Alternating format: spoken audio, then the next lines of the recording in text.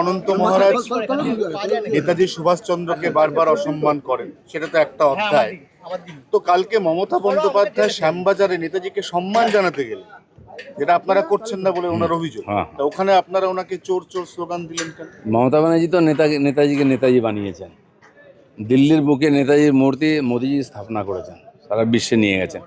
উনি কোথাও কোথাও নেতাজির নাম নিয়ে ওনার রাজনীতি চমকেছেন খালি। সেই জন্য হঠাৎ দেশপ্রেমিক হতে যাবেন না। যখন ডজন ডজন লোককে হত্যা করা হয়েছিল, কারো বাড়িতে উনি যাননি। আজ হঠাৎ কারো বাড়িতে গিয়ে সমবেদনা দেখাচ্ছেন, লোকে হজম করতে পারছে না এটা। তো সেই জন্য করুন উনি, ঠিক আছে। তো চোর শুনতে হবে, এটা তো ঠিকই ছিল, পুরো পার্টিটাই চোর, আর ওনার নেতৃত্বেই চোরেরা বেড়েছে।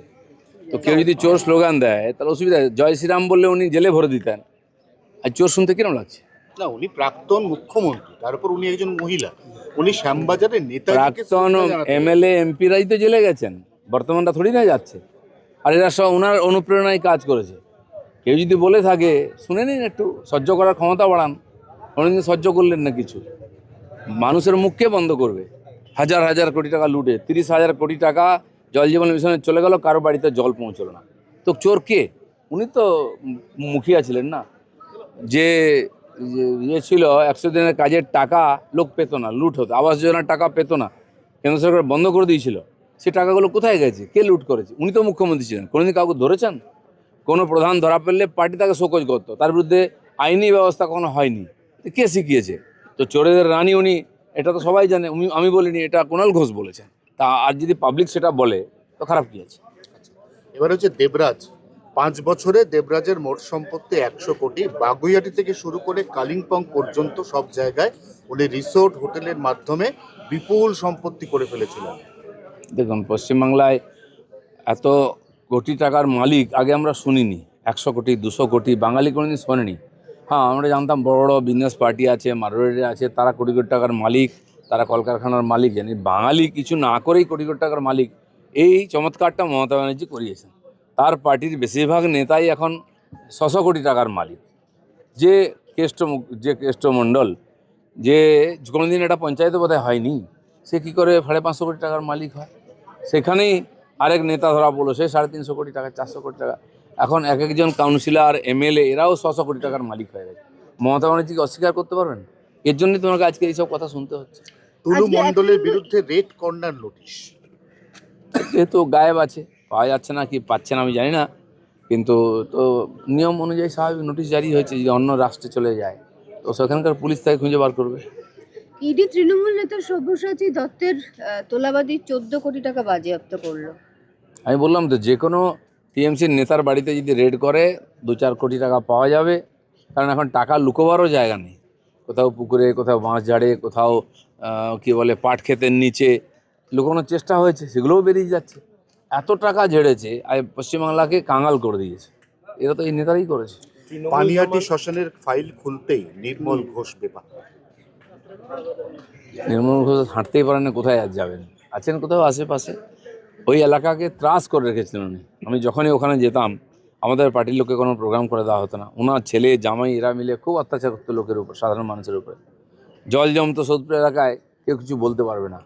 তো এই অত্যাচার তো একদিন শেষ হয়েছে, তার ফল তো ভুগতেই হবে। শ্মশান পর্যন্ত গ্রিন করিডোর আরজি করের অভয়ার ক্ষেত্রে, যেটা এর আগে অন্তত হাসপাতালে নিয়ে যাওয়ার ক্ষেত্রে অনেকবার আমরা দেখেছি, কিন্তু হাসপাতাল থেকে তড়িঘড়ি শ্মশান পর্যন্ত নিয়ে যাওয়ার আরজি কর টু পানিহাটি শ্মশান গ্রিন করিডোর তৈরি করা হয়েছে। দেখুন কি ধরনের অমানবিক ব্যাপার।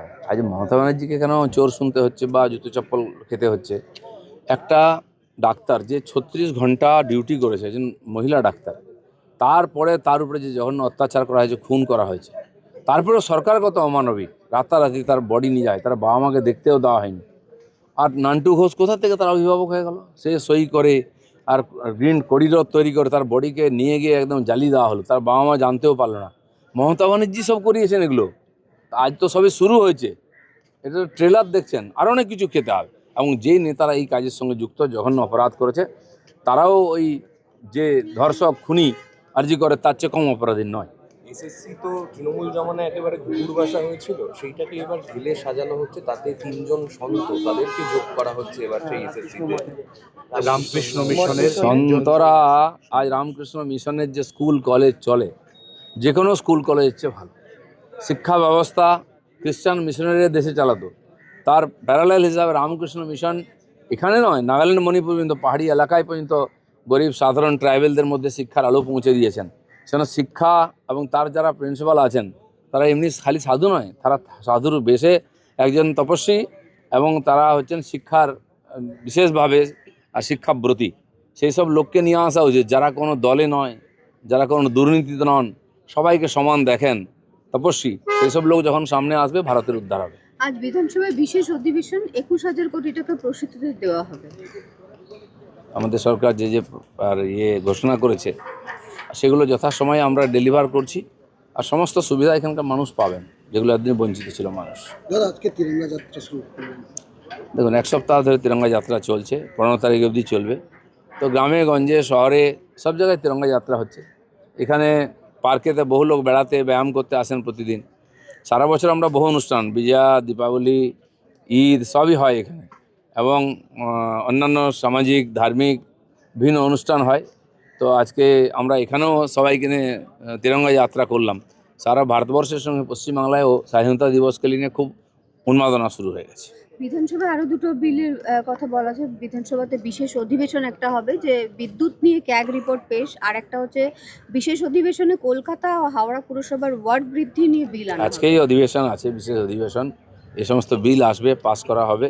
ডিলিমিটেশন যতক্ষণ না পুরো হচ্ছে, পশ্চিমবাংলায় আমরা পঞ্চায়েতকে ছোট করছি, বিডিও যে আছে ব্লক তাকে ছোট করা হচ্ছে, আর যাতে প্রশাসনিক সুবিধা হয়। আমি সাজেশান দিয়েছি মাননীয় চিফ সেক্রেটারি, চিফ মিনিস্টারকে, যে জেলাকেও ছোট করুন। অলরেডি 5টা জেলা আমরা বাড়াচ্ছি, আরও বড় বড় জেলা আছে, সেগুলো ছোট করার দরকার আছে। ঠিক সেরকমই কর্পোরেশন মিউনিসিপ্যালিটিতে ওয়ার্ডও বাড়ানো হচ্ছে, যাতে প্রশাসনিক সুবিধা হয়।